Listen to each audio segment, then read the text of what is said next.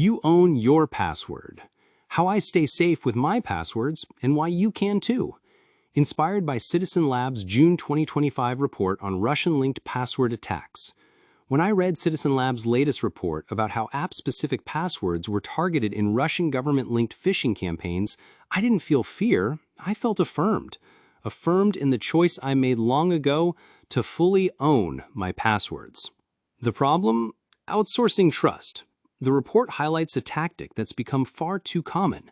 Malicious actors bypass two-factor authentication by tricking users into revealing their app-specific passwords.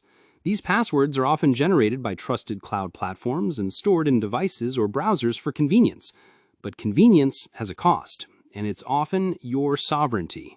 Once an attacker gains access to these tokens, they can impersonate you, read your emails, or access your backups, all without needing your main password or second factor. My golden rule: no one decides my secrets but me. Here's how I protect myself. I never let an app or service generate my passwords. Not Google, not Apple, not a password manager. Every password I use is one I create. My passwords are not stored anywhere. No autofill, no vault, no sync. They live only in my mind. Like poetry, like code I wrote for myself. Each password is unique, strong, and memorable. I craft long passphrases from vivid stories or personal metaphors, meaningful only to me.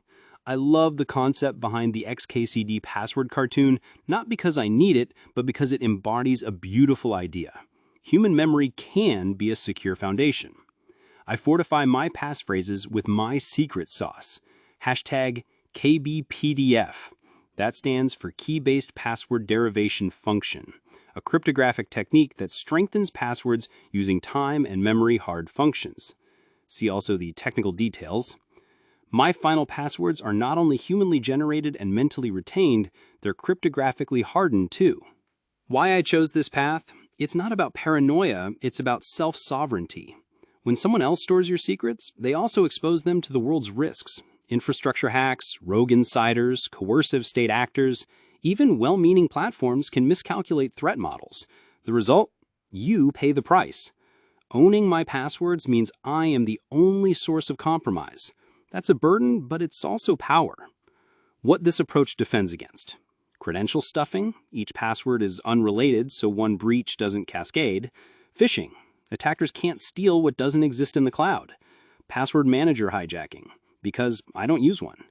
Targeted campaigns like those documented by Citizen Lab, which rely on trust in system-generated credentials and stored secrets. Stay safe with hashtag Yoop.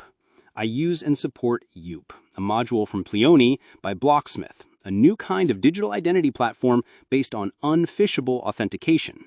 But even with Yoop, my philosophy stays the same. My secrets are mine. No one and no app decides for me.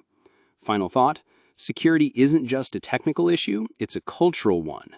We've been taught to outsource, sync, and simplify, but some things are worth keeping personal. Your mind is still the safest vault if you train it. Own your passwords, own your identity, stay sharp, stay sovereign. And Michel. Hashtag Yoop, digital sovereignty, password discipline.